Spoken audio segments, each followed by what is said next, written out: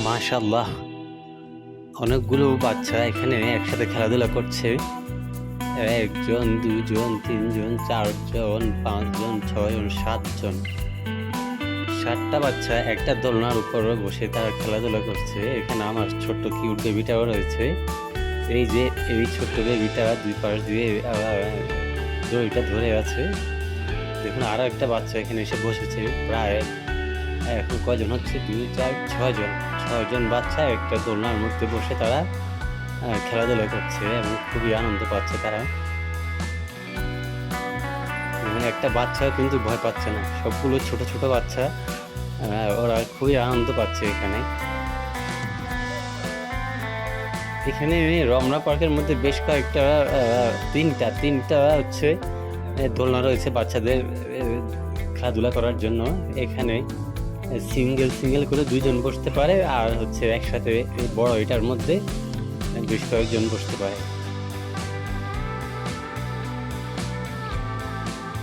এই যে আশেপাশে অন্যান্য আরো বাচ্চারা দাঁড়িয়ে আছে, এখান থেকে কেউ একজন নামলে তারা আবার এটার মধ্যে উঠবে, দোলার মধ্যে উঠবে।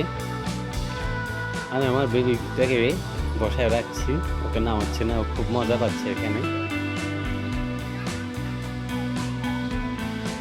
এই যে একজনকে নামিয়ে দিয়ে আরেকজনকে বসানো হলো। এখন আবার ওরা দোলানো দিবে একজনে। এই যে এখানে যারা খাতির করছে একজন আরেকজনের সাথে, খুবই দুষ্টু কিউট বাচ্চা সবগুলা।